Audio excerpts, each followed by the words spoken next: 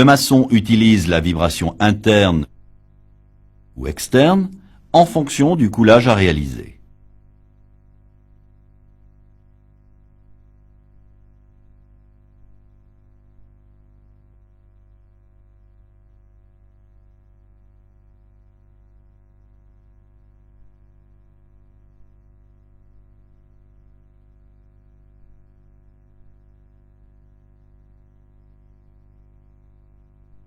La pénétration de l'aiguille est lente et verticale.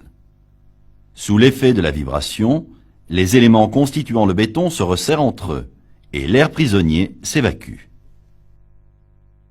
La vibration s'arrête lorsque les bulles n'apparaissent plus à la surface. La sortie de l'aiguille vibrante se fait très lentement. L'aiguille est toujours en action. Le béton garnit lentement le vide que l'aiguille laisse en sortant. Une sortie rapide laisse un trou ou une poche de laitance dans le béton. Ce type d'aiguille a un diamètre d'action de 55 cm. L'aiguille est enfoncée dans le béton tous les 45 cm. Les parties vibrées se chevauchent.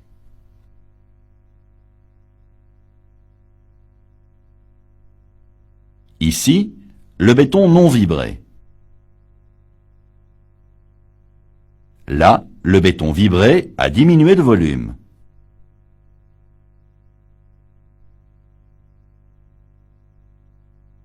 La vibration provoque le serrage des éléments entre eux, augmente la compacité et chasse l'air. Le volume du béton diminue.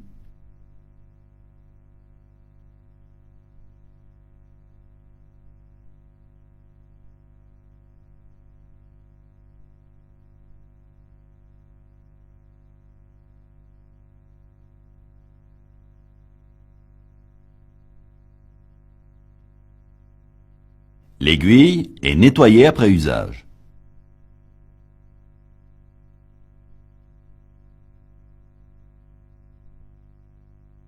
La vibration externe est employée dans deux cas.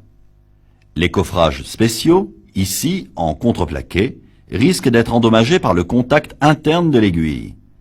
Il en résulte une détérioration de la face interne du coffrage, ce qui nuit à l'aspect final du béton.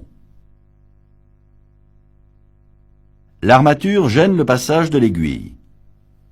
La vibration interne déplace l'armature qui affaiblit la résistance de l'ouvrage en béton armé.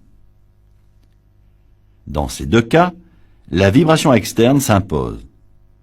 Un serre-joint spécial est pré-réglé en fonction de la section du coffrage.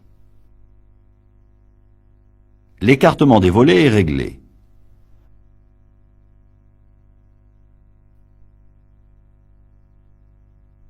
Le serre-joint est positionné sur les traverses du coffrage.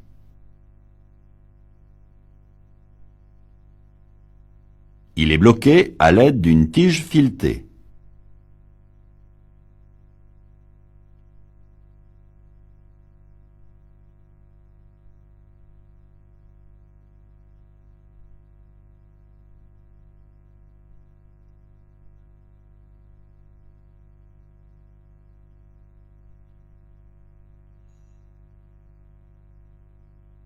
Un contre-écrou est bloqué avec une clé à molette pour éviter le dévissage lors de la vibration.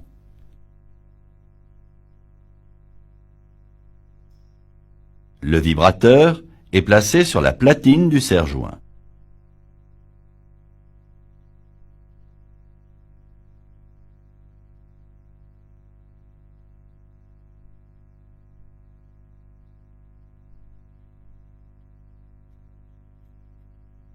Quatre écrous maintiennent le vibreur en place.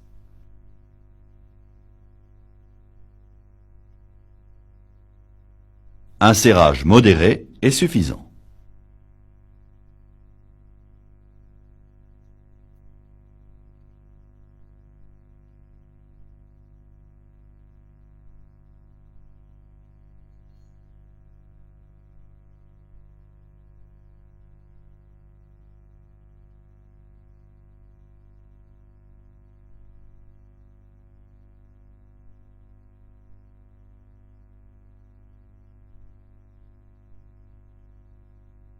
Sous l'effet de la vibration externe, le béton descend.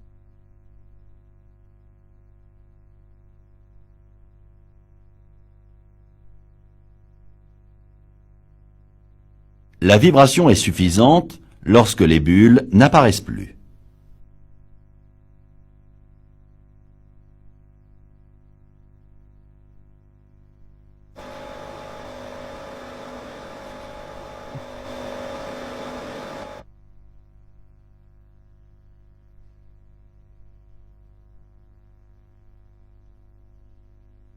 Le démontage s'effectue dans l'ordre inverse du montage.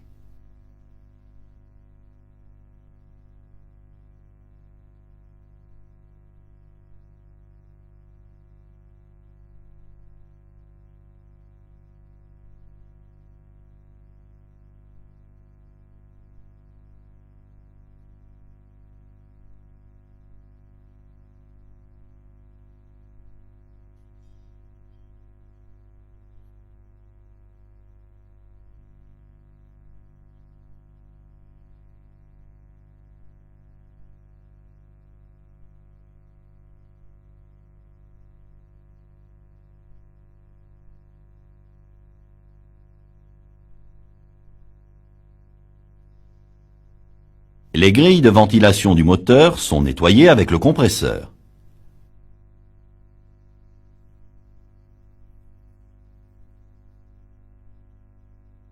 Le maçon inspecte l'état du câble secteur. Ce câble électrique ne doit pas présenter de fissure. Il doit être étanche car il est en contact avec l'humidité. Il fait de même avec le câble de l'aiguille ou du vibrateur.